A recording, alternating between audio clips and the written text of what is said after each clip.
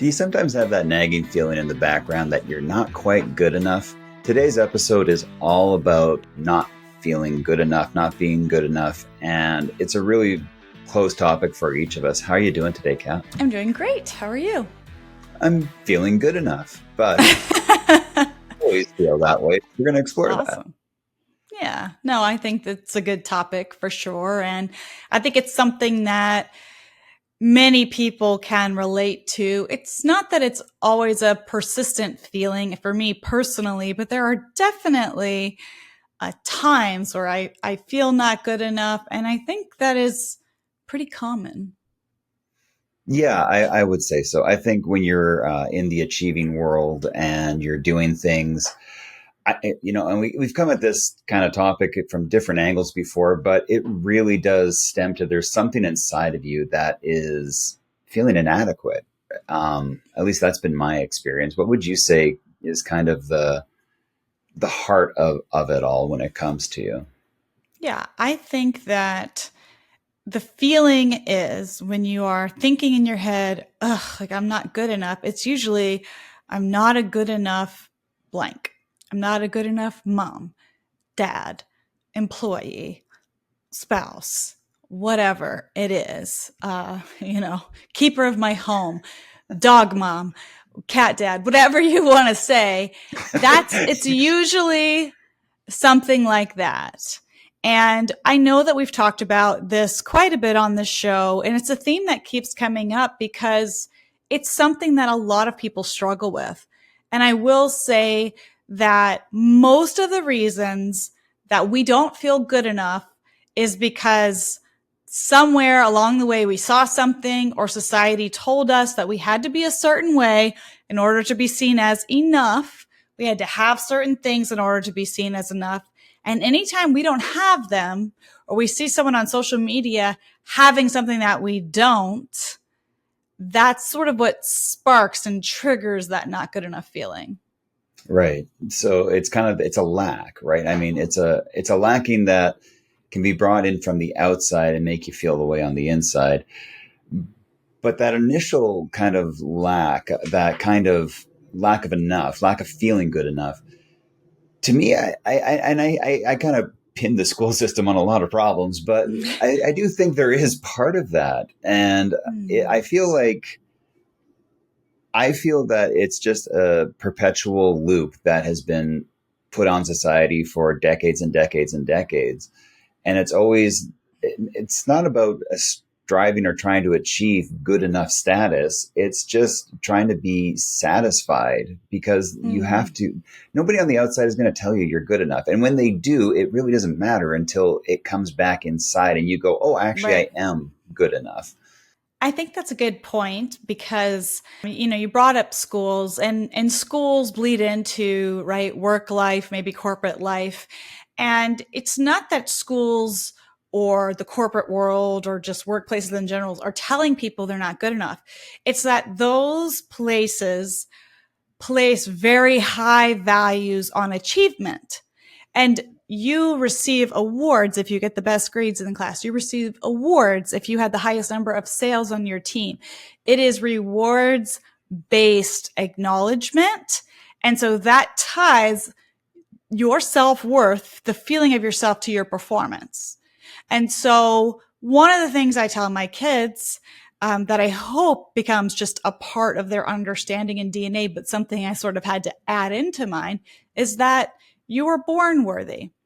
And so when they go and take a test or they do something, before they take the test, if they're nervous, I just kind of repeat back to them, what do I always say about the test?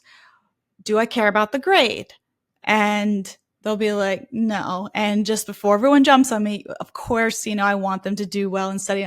But the point of telling them this is so that they get to the next part, which is, what do I care about? And it's, you care that we studied, that we worked hard. I try to praise the effort, not the result, because not every person is going to have the same result from the effort, as long as they, pour in to whatever they're studying, whatever they're doing, and they do it to their own versions of their best and excellence, I'm satisfied with that. So no matter what comes back, I'm like, I saw you study. Like, your value and my happiness with you is not based on that. I'll often tell them that, you know, I love them from the time they were, you know, little dots in my belly, you know, floating around. And there's nothing they can do to for me to stop that. There's no That, grade, there's no behavior, there's nothing that can stop it. And I hope that sticks. I hope so too. I've been doing the same thing with my kids. I find that as they get older, especially they're both in high school at this moment, and it really is, a lot of work. And you don't always, I mean, my daughter last night working all weekend on an essay, Yeah. and, that effort was there. And it kind of sucks to have somebody else come in and go, well, no, you didn't do this, you didn't do this, you didn't do this, Yeah. because it feels slightly more subjective than a math answer. I mean, we all know 1+1 = 3. So we're just going to, you get that right, you move on.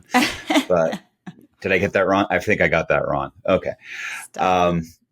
But I really do agree with you. And I think it's trying to foster that belief inside that, like, look, I put the effort out. I did everything I could to make this work. I studied. Even with my son playing sports, I just say that all you can do is go out there and give your best effort every shift, because he plays hockey and it goes in shifts. And yeah, your last shift may not be as good as your first shift, but they're not all going to be the same. It's just about the effort and that kind of digging in and putting forth your best worth at that moment. Is that the right word? Your best effort. Yeah. And I want to illustrate how I came to have this opinion, because this is not the opinion I was raised with. So to give background, I was very much praised for good grades. And I have parents who are high achievers, and they created 3 high achieving kids, right? We're all workaholics. And I am in recovery, I guess, from being a workaholic. But I'm not saying that this is wrong, but this is just the way that I was raised and the way that many people are raised. And it's that you are supposed to do all of these things on this sort of life checklist. And if you do, you go to school and you get great grades, you're at the top of your class, you get extra praise. And what it created was, 3 kids that just went for more and more and more school, more grad school, more, professional degrees. And none of those things are going to fill that am I good enough hole in your heart, in your body. The only thing that can do that is from you and I, and by you, I mean me too, doing the work, becoming self-aware, and recognizing that none of these external approvals, awards, titles, none of those things can provide fulfillment. Only your opinion of yourself can. That's a really good point. And I know we've talked a lot about, how we were both raised. I was definitely went through a different part. I felt because of my sister, being autistic, that I had to do the work for 2 people. And no one ever told me that. That was a story I gave myself. And, we've talked a lot about off air, but maybe we should probably get into this, because the good enough really is tied to happiness. And, you're talking about like workaholics and like, just keep on doing these things for the accolades that just never fulfill you. Right. I think there's something deeper here with this, and it really is allowing yourself to feel enough, to feel good enough, to feel fulfilled. And most of us aren't. Most of us we've been programmed in the society that it's the pursuit of happiness, not the attainment of it. And it's, you're chasing this horizon that you're never going to catch, because as soon as you get to that spot that's a little further ahead, you think this was going to be the thing that makes me feel enough. This is the thing that's going to make me feel happy. And it doesn't. It just gets you to that point where you're like, yay, I got this. designation, degree, car, house, education, whatever it is. And then you have this moment, and it might be several days, it might be even just a split second where you have that, I got it, and then it's gone. And that's because the happiness from outside of you is fleeting. And Yeah. that's where the inner work has to really come in. And you have to start, teaching yourself that you are enough. You were Right. born enough. And it's really hard when you've got 30, 40 years of experience and conditioning underneath that. But from what we've been finding in the work that we've been doing with others and with ourselves is that, it can shift pretty quickly. You just need to be aware of it. And like we say, awareness is always that first step. Yeah. And I actually was talking with my therapist recently, and she was saying that busyness, being busy, always having so much stuff to do, always pursuing things is actually a trauma response, because when you're busy and when you're constantly pursuing success and when you're constantly going for the next thing, you don't have time to sit with your feelings. You don't have time to actually manage the stress. It's something that people do to keep their brains occupied from actually having to feel whatever might be going on with them. And I know that it's been an adjustment for me personally. I've changed how I work quite a bit over the last few years. And I've really prioritized my health and rest, because I used to feel guilty for like taking a nap. I would be so tired, or I was up late writing, and I would feel like, oh, let me just get this like 20-minute nap in before I pick up the kids, so that I'm like alive to bring them to all their activities. And I would do it, and I would wake up like beating myself up, right? Like, because in my head, the version of the successful business owner, entrepreneur, author Kat is somebody who's like professional and sits at her desk and she gets things done. And like, it's this unattainable level of perfection that I had in my mind that I had to keep up with. And again, no one told me that I had to be this way. For some reason in my head, I equated perfection with deserving, right? That Mm-hmm. I only deserve the income. I only deserve the flexible schedule. I only deserve it if I do X, Y, and Z. But the truth Right. is that we don't have to do anything to be deserving of a beautiful life. All of us, just by nature of existing on this planet, deserve to carve out a peaceful space in it. No, I like that. Um, when you were transitioning from this way of being of like, not feeling good enough to have a nap, not maybe that's not the right word, but, not giving yourself grace to take 20 minutes to how you are now, I think a lot of people will hear that and go, oh, I wish I could do that. Yeah. Can you just talk a little bit about like, because I've witnessed this transition and I know it's not seamless. So maybe, No, no. would you mind sharing a little bit? No, it's definitely not seamless. I think that you and I really talked a lot about this, and we talked a lot about self-talk, how we're speaking to ourselves.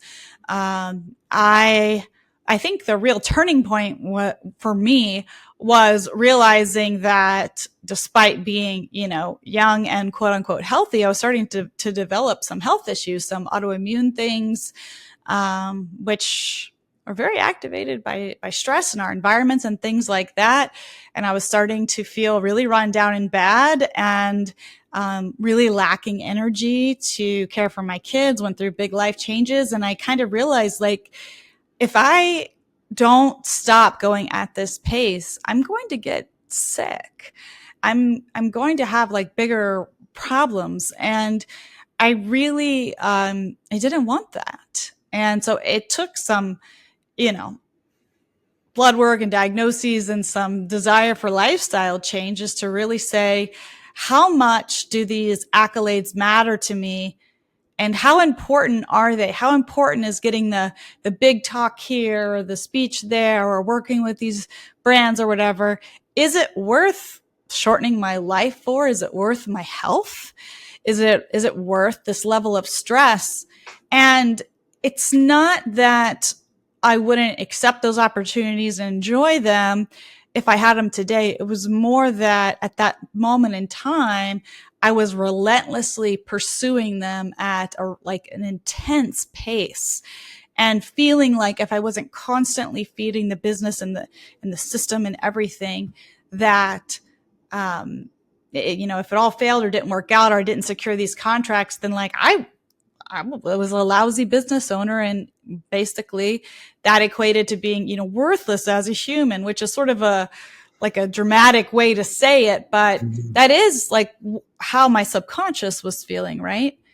And so I believe it was your suggestion for a New Year's resolution to start congratulating myself for things like, I think it started with me having to sort of like put Christmas together for the first time, by myself, right? As a solo parent. And I was like, oh my gosh, I can't believe it. Like I made the whole meal and I did all the thing. And you were like, yeah. And listened, you're like, I have never heard you like be so nice to yourself and congratulate yourself so much. That should be your New Year's resolution. You should just keep congratulating yourself for like everything you did. And so that was my New Year's resolution. And I think just constantly looking for ways to, be kind to myself has really made a big difference. But yeah, I revert all the time. This is a work in progress, like we say on all of our podcasts. We're still working on this.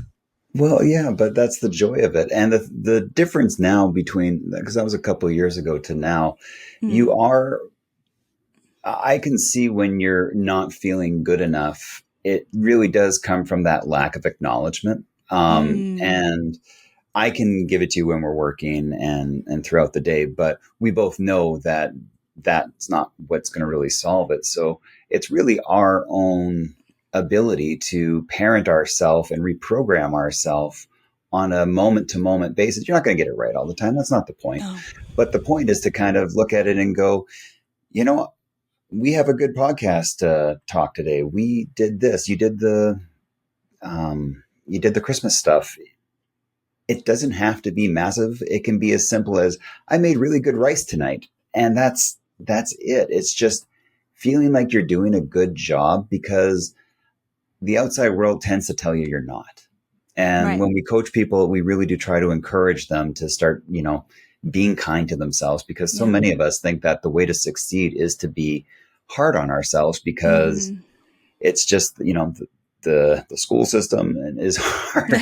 And, but like most of us who are striving for something, I think we tend to use the stick and not the carrot. And what I'm going to challenge you to think is that if that way was working, if that way was meant for you to feel enough and feel happy, wouldn't you feel it already? You've been doing it your whole life, most likely. It's not like you just suddenly in the last week said, you know what, I'm going to start punishing myself and see if this works better for me.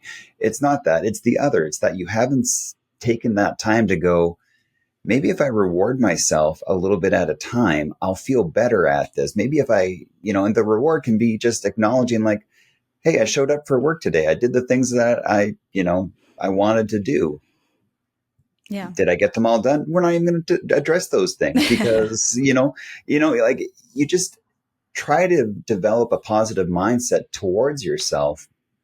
And when you do that, things start to shift, because when somebody else tells you something, when they say you didn't do enough or you didn't make enough or whatever the case is, you are able to kind of come at it from that inside point and go, no, I'm good. Yeah. I'm good. But you didn't do this. I'm like, yeah. You know what? I saw something yesterday, and me with my lack of quoting, and it was a really good quote too. And I saw it like several places, but it was you. I'm going to brutalize it, of course, but that's the show, ladies and gentlemen. We would expect nothing less. Go on. Thank you, and I am okay with that. But nobody has the permission to make you feel to feel less than unless you give them permission. Yeah. And it was way more graceful than that. But that's the truth. It makes sense. And honestly, on that note, something I was thinking of as a good action step for our podcast listeners is to unfollow anybody on social media who sparks that feeling of you not being good enough. Like, you should be able to make lunch for your kids, and throw a Lunchable in there and peace out without feeling bad because someone made their kids' lunchboxes look like cute little ghosts and aliens inside or whatever.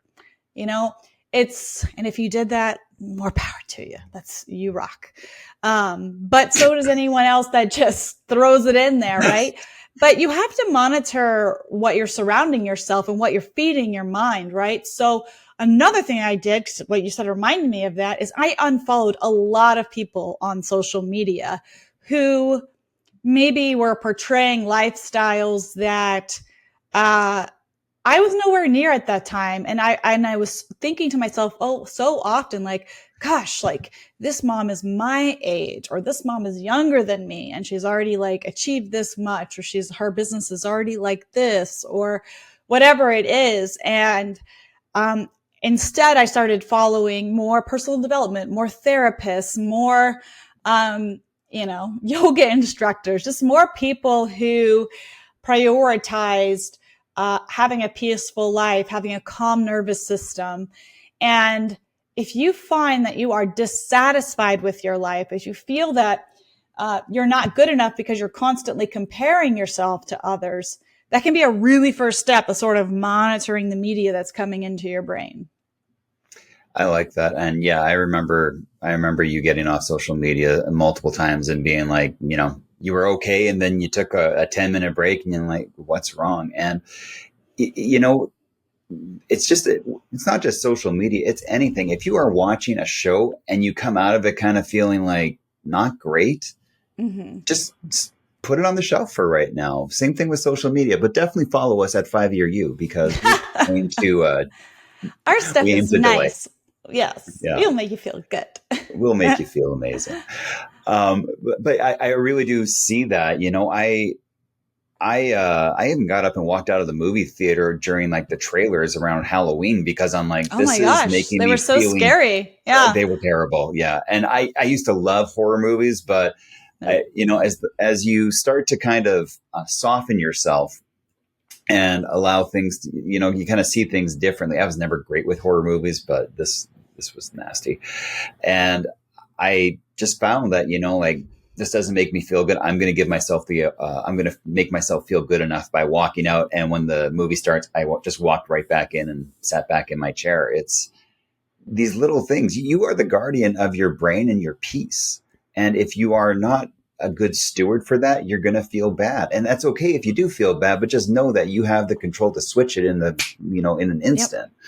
So when you understand that, pay attention. Did you just eat something? Like, for me, Catherine, sugar, unfortunately, with my sweet tooth is like not really good for my mood. Yeah. It kind of gives me anxiety, like within 20 minutes to an hour. So I've had to stop it. And it was only when I started to become aware of, I really like this, but now I feel bad, that you start to tie one thing into another and you go, okay, social media, following these certain people doesn't work, but I do like these things. So I'll do this. Watching dramas and, the terrible things in the world and the news makes me feel bad. So I'm going to watch comedies that make me feel better. And the interesting thing that happens as you start to show yourself that you care more and more with these small micro actions, which aren't that big, but they have this huge impact. And suddenly your energy around everything changes. And, people start noticing, you're like, you seem happier. And like, what are you doing? And you think, nothing. I just stopped doing the things that made me feel bad. And it's kind of like you've been pushing the ball underneath the water all this time. And you kind of just go, oh, wait, I don't like that. You let it go. The ball comes to the surface and you're like, right, this is how I'm supposed to feel. I'm supposed to feel good. Right. So to sum up what you just said and the episode in general is there are so many people out there who don't feel good enough for one reason or another. And the truth is the only person who gets to say whether you're good enough for anything is you. Mm-hmm. And every time you make a choice to care for yourself, to care for your mind, to eat something that's good for you, to walk out of the movie theater because the movie is jarring, to unfollow people on social media who make you feel less than. every single time you take an action for the betterment of yourself and your self-worth, you're sending a signal to your own brain that you are good enough and you are worth the time and the effort of completing these actions to make sure that you feel better. I love that. I love that a lot. And thank you for being so concise. That was a great soundbite, by the way. Like, that was really good. I like that. We should start a podcast or something. Should we record these? No, I'm just kidding. Thank you. Slowly checks to make sure you hit the record button. And you did. Okay, good to know. Well, Kat, I think that's great. There's another aspect of this that I'd like to touch on, but I don't think we have enough time in this podcast. But it's about the people around us and kind of giving them permission. So maybe we can touch on that in the next podcast, and just how we can protect ourselves even better around those types of people. Love it. Before we get to our glimmers, we are avid readers. We're both trying to read 50 books a year. So what is the book that you are reading right now? Or one of the books, like we've got like 30, 40 under our belt for the year. So what's the book that comes to mind? Oh my gosh, put me on the spot. Well, right now we are reading a Russell Brunson book together, which is a marketing book. It's an Expert Secrets. I'm also reading a fiction book about witches because I'm always got a fiction book going. And I think those are the two we have right now. I think you have a third one going, but I try to flip back and forth between two, and you always have like 7 or something. What's your other one that you're reading? I check Goodreads. I have 9 books on the go right now.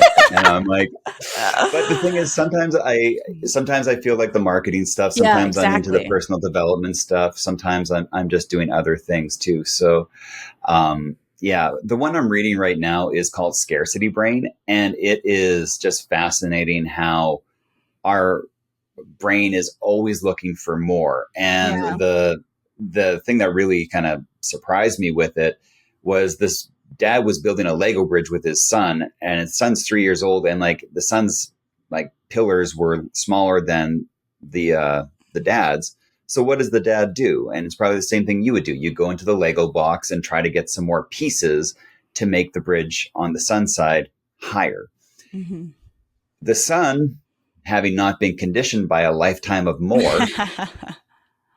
took while the dad was doing that, went to the dad's side, took a few pieces off and put it down. And the bridge was sturdier because it wasn't as high up. Right. It, used less pieces, more efficient, all these things. So the dad was, I think he was like an engineering professor or something like that. And everywhere he would go, he would bring this out and put it to people and say, this bridge is uneven. What would you do to solve it? And without a fault, every time people added more to it over and over and over again. I'd love to get into this more in a different episode, but it was just like, we're not programmed to think about taking away stuff. We're like, we solve things by adding more. And I've just been like, I'm looking at everything so differently now. It really is fascinating. But Scarcity Brain is the book. And of course, I don't know the author, but I'll make sure I link to it. Add it to the list. If you search either of our names on Goodreads, you can friend us, and you can see all the books that we've read this year and the ones that we're currently on. Yeah. So Kat, what's your glimmer for the week? Oh man. So I found a gluten-free bakery as part of our health journey. We have cut out gluten, and we've had so many fails trying to find like gluten-free bread, and all tastes like cardboard. But sweet Lord, this gluten-free bakery, Andrew, I ate a whole loaf of bread in like 2 days, because I am so proud of you, because that sounds delicious. It tasted just like regular bread. I got like a pumpkin muffin. Like they had little samples. It was super good. Definitely pricey, but I'm worthy of it, Andrew. I will be going back. I look forward to giving that a try. My glimmer this week is like Halloween just ended. I went the whole month without having a single piece of Halloween candy, and I still haven't. And that is a testament to me making myself feel enough over, my habits of bad eating, to the place where when we got to Atlanta a few weeks ago, one of my friends is like, I know you love Halloween candy. And he picked out all my favorites in a bag. Aww. And I'm like, oh, that like, I love you so much, but I can't eat that. And he's like, oh, that's okay. And he took it Yeah. for himself. So win-win. Yeah. But I was just very, very amazed that I did it. I didn't set Yeah. out to do it. I just kind of got to the end of it, and you kind of look back and you're like, wow, I did that. I didn't intend to, but I was pretty happy. Well, I'm really proud of you. I know what a big accomplishment that is, knowing you as long as I have. And I'm very proud of you for putting yourself first. Thanks. And I said it without twitching this time, so that's really nice. Good for you. All right, everyone. Thank you so much for listening. You guys are the best, and we hope you have a great week. Bye. Hey, one last thing. Don't forget to go to 5yearyou.com/future to start getting those emails from your future self. It will change your life. Hey guys, quick disclaimer. We're podcasters on the internet. If you need to seek professional help, please go see your healthcare professional.